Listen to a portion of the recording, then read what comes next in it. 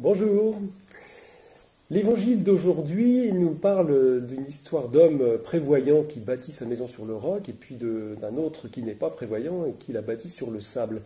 Alors c'est une histoire qui semble assez évidente et de bon sens, mais ce qui l'est un peu moins, c'est que Jésus fait le lien avec être prévoyant, bâtir sur le roc, c'est faire la volonté du Père. Voilà. Et c'est ça qui nous a interrogés. Est-ce que c'est si simple de faire la volonté du Père ? La volonté de Dieu. Jeune, j'ai longtemps cru qu'il fallait discerner la volonté de Dieu sur ma vie. Un projet unique à ne pas rater pour ne pas me perdre. Quelle tension! Et puis au fil du chemin, j'ai découvert que Dieu me rejoint sur tous les sentiers que j'emprunte ou que la vie me fait parcourir. À l'heure des choix, même petits et quotidiens, j'entends ce verset du Deutéronome. Je mets devant toi la mort et la vie. Choisis la vie. Et c'est une invitation à me laisser faire par celui qui veut, pour chacun de nous, la vie en abondance. C'est pourquoi l'image de la parabole de ce jour, un homme prévoyant qui bâtit sur le roc, me paraît un peu froide. Sauf si ce rocher est une pierre vivante, palpitante, le cœur de Jésus, qui m'appelle à m'appuyer sur lui pour me donner force et confiance, comme le disciple bien-aimé posant sa tête sur le cœur de Jésus. À ce roc-là, je dis oui. Car dans les tempêtes de ma vie, lorsqu'il s'agit d'avancer pas à pas, je ne crois pas que ma prévoyance ou mes plans de construction aient été d'un grand secours. Non.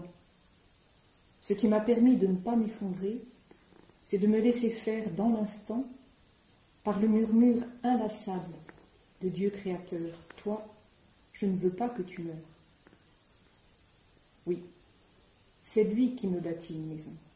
Il y a quelques années, j'ai entendu cette interpellation qui m'est restée depuis. Est-ce que tu fais des œuvres pour Dieu ou est-ce que tu fais l'œuvre de Dieu ?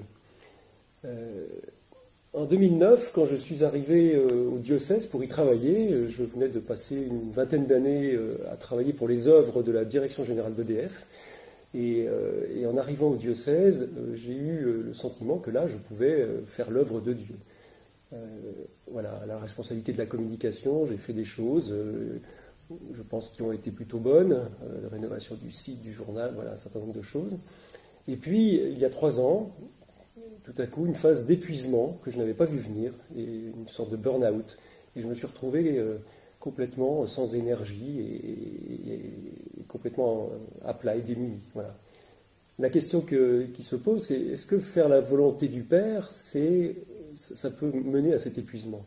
Aujourd'hui, j'ai beaucoup moins d'énergie qu'avant, de capacité à monter des projets.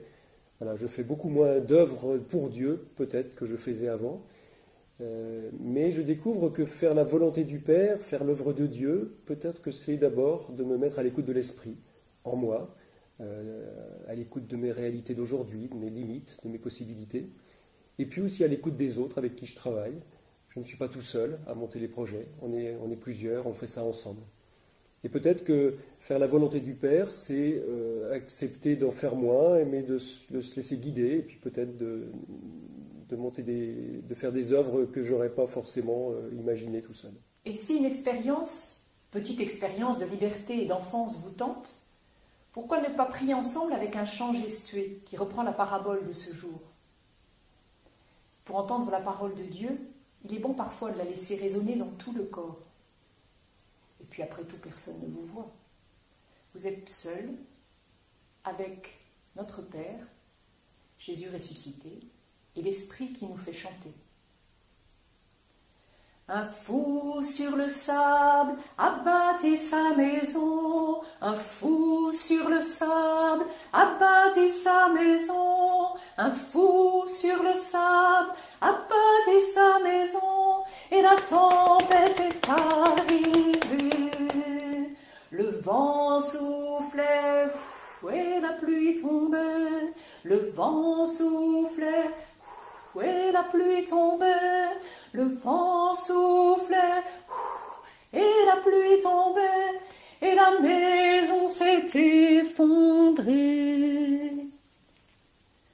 Un sage sage sur le roc a bâti sa maison. Un sage sur le roc a bâti sa maison. Un sage sur le roc a bâti sa maison. Et la tempête est arrivée. Le vent soufflait et la pluie tombait. Le vent soufflait et la pluie tombait. Le vent soufflait et la pluie tombait. Et la maison a tenu bon.